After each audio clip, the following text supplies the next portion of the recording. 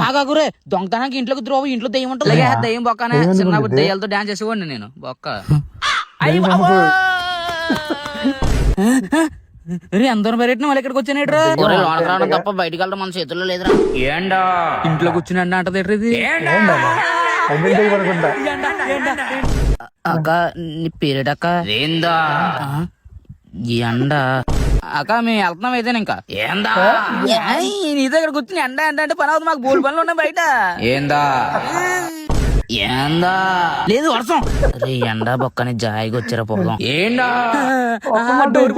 చేశారు కానీ మా ఇంటికి కూడా రెడ్డి పెట్టించుకుంటాను ఒరే తమ్ముడు లేదన్నా మాట్లాడరు ఎండ నంద ముడికిడి ఏమో ఏం మాట్లాడి నాకు తెలియదు బొక్క రాయే చూసుకుందాం దెయ్యం అంటే భయం బాబు నువ్వు ఆగమయ్యా నీకు తెలియదు రా నువ్వు ఎంత చేసినా వేస్ట్ తెలిసిపోద్ది దానికి ఎలారా కింద చూసుకో సరే అలా పోసేసా కుర్రోళ్ళ పోసేసారు వచ్చి ఇచ్చి వాసన నాకు తెలియకుండా కారిపోయింది ఎట్రా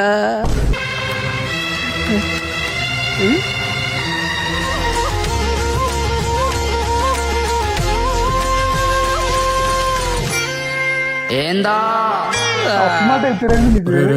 పొడుకుందా ఇది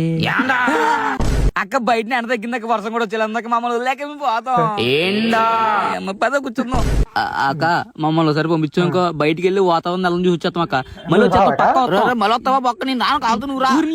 అక్క వచ్చేస్తా